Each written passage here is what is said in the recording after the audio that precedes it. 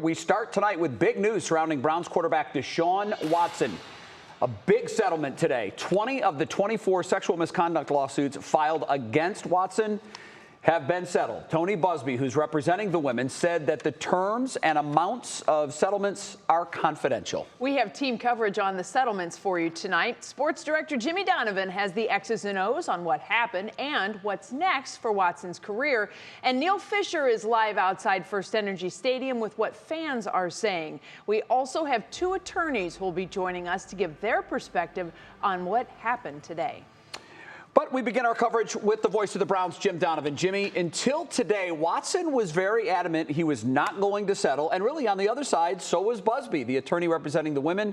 He was dug in, saying that he was going to take all of these cases to court. So what happened? Well, a lot has happened in a week's time. It was really 1 week ago at Browns mandatory minicamp that Deshaun Watson held a press conference and reiterated the fact that he's innocent and he wanted to clear his name. And if that meant going to trial in the civil suits, he was fully willing to go all the way with that. So with settlement not being in his vocabulary, a total change today, he settled.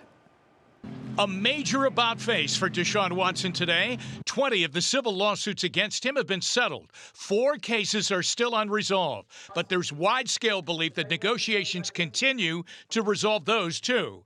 This after a week ago when Watson again professed his innocence. But in that press conference last Tuesday in Berea, there was a sign that Watson realized this wasn't going away, and it was affecting too many people. It might be time to take action. I do have regrets as far as the impact that it's had on the community and people outside of just myself. You know, and that includes my family, that includes this organization, that includes my teammates in this locker room that have to answer to these questions. That includes, you know, the fan base of the Cleveland Browns. That includes males, females, everyone across the world, you know. So that's one thing I do regret. It's interesting that the move to settle comes as we await the NFL's disciplinary ruling on a probable suspension. It also comes on the heels of a Washington Post story late last week stating that the NFL was seeking a substantial suspension of Watson. But now there are settlements. Yet the NFL was quick to point out this afternoon the settlements will have no bearing on their decision. This story truly turned sideways on Deshaun Watson when the HBO show Real Sports featured the case. Finally, there were faces and voices attached to the Houston women involved. There were also alarming details of what allegedly went on. This is not what I signed up for. This is not what I thought the session was going to be. We are still a long way away from Deshaun Watson playing in a Browns regular season game, but today was a big step.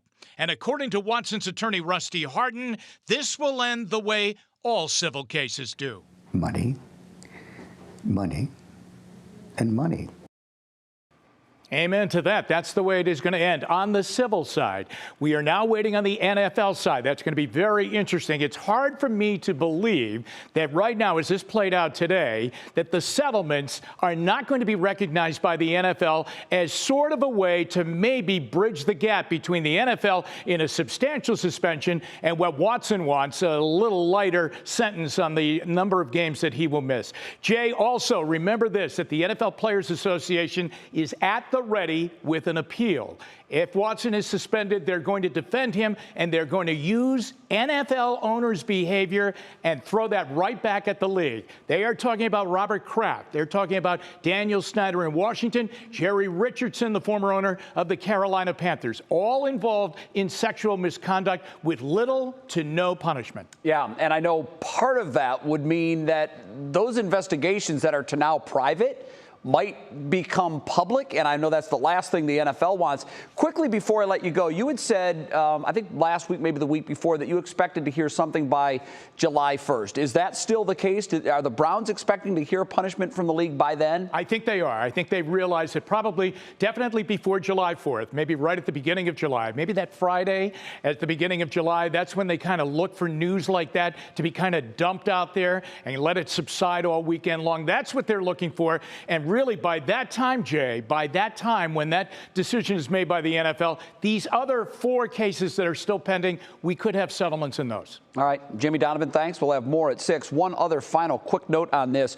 The Associated Press is reporting that according to an unnamed league source, quote, settling doesn't give someone a pass, and this person indicated a lengthy suspension remains in order.